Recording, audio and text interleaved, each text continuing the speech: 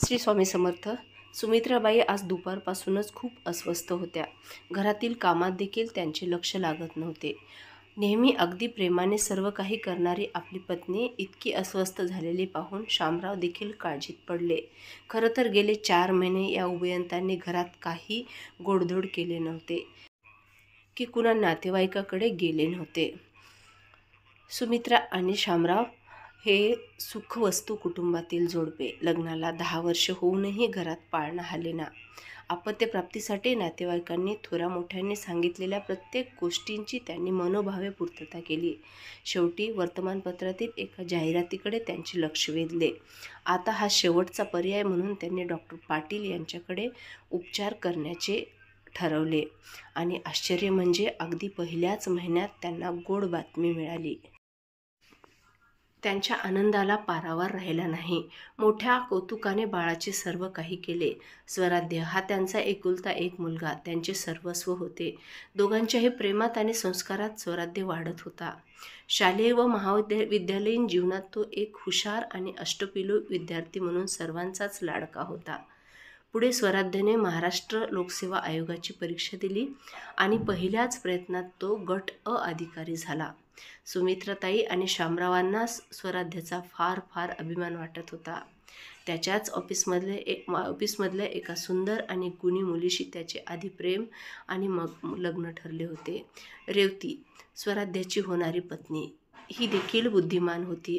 आपल्या एकुलत्या एका मुलाच्या लग्नाच्या तयारीत काहीही कमी पडू नये म्हणून सुमित्राताई आणि शामराव बारीक सारीक गोष्टींची काळजी घेत होते.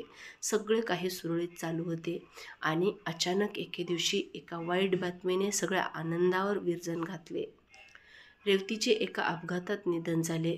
स्वराध्याला या बातमीचा इतका जबरदस्त धक्का बसला की गेले 4 महिने तो अबोल निर्विकार झाला होता. मानसोपचार तज्ज्ञही त्याच्या या अस्वस्थतेपुढे हतबल झाले. सुमित्राताई आणि शामराव पार खचून गेले होते. अचानक एक फोन आला. पलीकडून एक मुलगी बोलत होती. तिने स्वराध्याला भेटण्याची इच्छा व्यक्त केली. फोनवरील त्या संभाषणाने सुमित्राबाई अस्वस्थ होत्या.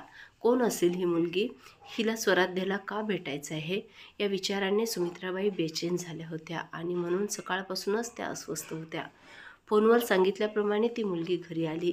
येताच तिने सुमित्राबाई आणि शामरावांना वाकून नमस्कार केला. सुमित्राताईंनी चहा केला. चहा घेत ती सांगू लागली, मी प्रिया कुलकर्णी. गेली 2 वर्षे हृदयविकाराने आजारी होते. हृदय प्रत्यारोपण हाच एकमेव उपाय डॉक्टरांनी सांगितला होता. हृदयदाता न मिळाल्याने माझी जगण्याची उमेदच संपली होती. पण 4 महिन्यापूर्वी आमच्या डॉक्टरचा फोन आला. रेवती जोशी नावाची एक तरुणी आहे, आपले हृदय मला देणार होती. ती अखेरचे श्वास घेत होती. तिची शेवटची इच्छा म्हणून तिने मला भेटायला बोलवले. तेव्हा शेवटच्या क्षणी रेवतीने मला स्वराध्यविषयी सर्व सांगितले आणि या जगाचा निरोप घेतला. माझ्यावर यशस्वी शस्त्रक्रिया झाली आणि रेवतीने मला नवीन जीवनदान दिले.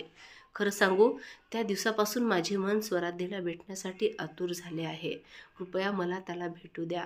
सुमित्राबाई आणि शामराव हे काय चालले आहे त्यांना काहीच कळेना. त्यांनी प्रियाला स्वराध्याची खोली दाखवली. पाठमोऱ्या स्वराध्याला हाक मारण्यासाठी नकळत प्रियाच्या मुखातून शब्द निघाले, स्वरू. आणि काय आश्चर्य, निर्विकार स्वराध्य पटकन मागे वळला. दोघे एकमेकाकडे पाहू लागले. प्रियाने धावत जाऊन स्वराध्याला मिठी मारली. स्वराध्याच्या डोळ्यातून घळाघळा अश्रू वाहत होते. एका हृदयाची साथ दुसऱ्या हृदयाने ऐकली होती. हेच असतं खरं प्रेम. रेवतीने जरी जगाचा निरोप घेतला असला तरी तिचं हृदय प्रियामध्ये धडकत होतं आणि हे हृदय स्वराध्यला या अवस्थेत पाहू शकत नव्हतं. कथा कशी वाटली कमेंटमध्ये नक्की सांगा. कथा आवडली असेल तर व्हिडिओला एक लाईक नक्की करा. कथा शेवटपर्यंत ऐकल्याबद्दल मनापासून थँक्यू सो मच. धन्यवाद.